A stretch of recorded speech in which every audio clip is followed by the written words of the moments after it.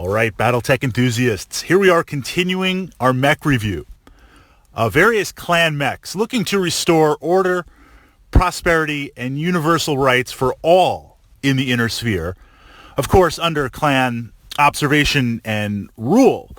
So where to start? Let's start with the Blackhawk, because this is a very, very interesting mech from the perspective of clan methods. Now, we see this early on with the inner sphere and Fall of the Star League, this idea that selling mechs was big business. You have some mechs that are very, very well-rounded, like the Battlemaster or the Thunderbolt, but you also have mechs that fit a very, very specialized role. An example would be the Firestarter or the Vulcan.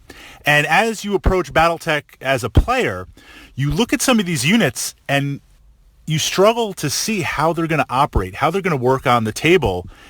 An example being a Vulcan in a non-city fight type game out in the open. Why would you ever take this mech? And then you gradually begin to learn in the narrative this idea that I'm going to sell you that battle mech. I'm going to sell you that urban pacification specific role on there because the market is saturated with hundreds and hundreds of other battle mechs. You know, selling weapons is a big business. Like Quark said, you can never go wrong selling weapons. Get your own moon to live on.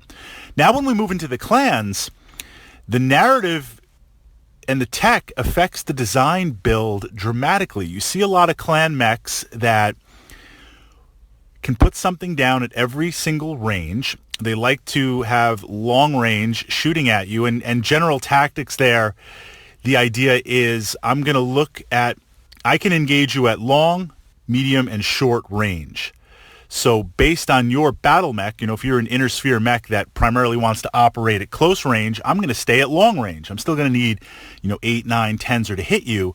But the redundancy of having multiple weapons that can do that, I'm going to land a shot somewhere. And, clan weapons having more damage, that's going to be 10, 15 points on there. You really can't take that with the inner sphere.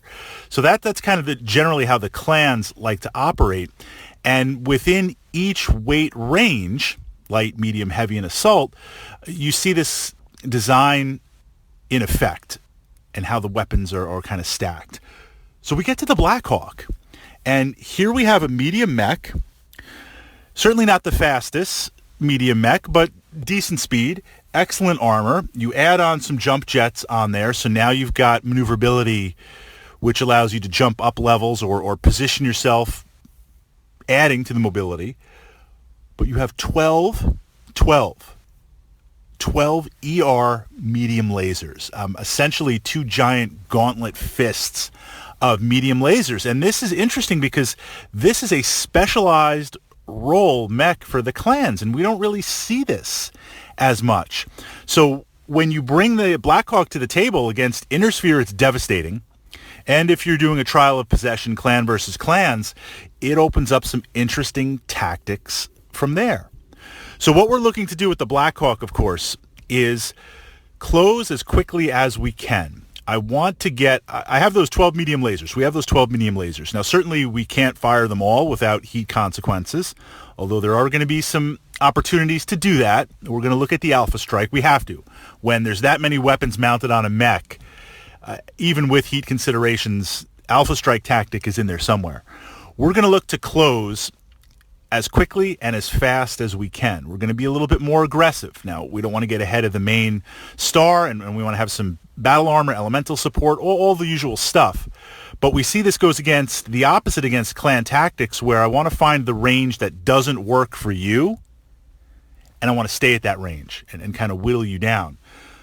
Blackhawk wants to just run up there and get into that position, because with that many lasers, I can control the range to some extent. I can control whether I want to walk, run, or stay stationary. I can't necessarily control how many hexes you're going to move. And this idea of Battletech is the movement modifiers and shooting modifiers, they're rising and pushing up towards needing 12s to hit, and I'm doing my best to bring that stack down on there. So it's this constant back and forth. We're going to get into range, and we're just going to blast away. And this is interesting because the ER medium lasers, heat versus range versus damage output, you are going to open up mechs. You are going to begin to obliterate them 1, 2, 3 turns. You're going to open up possibilities for crit seeking. Most crit seeking mechs do it through missiles on there, and once you punch through, there's not as much damage, but with the lasers punching through, you have the redundancy for that crit seeking, and you have the damage on there. It's beast. Those 2 armored gauntlets just blasting off with those lasers is pretty crazy. This is a little bit below. A side note on clan honor, the Blackhawk is devastating against vehicles because it has the damage and the redundancy in one mech to shoot, that if you can get up there, there's a Shrek or there's a Von Luckner or really, really potent, heavy tank, inner sphere tank, you can run up, get side armor, blast away, stack multiple motive hits, and even if you don't take the vehicle out, immobilizing it is pretty much the same thing.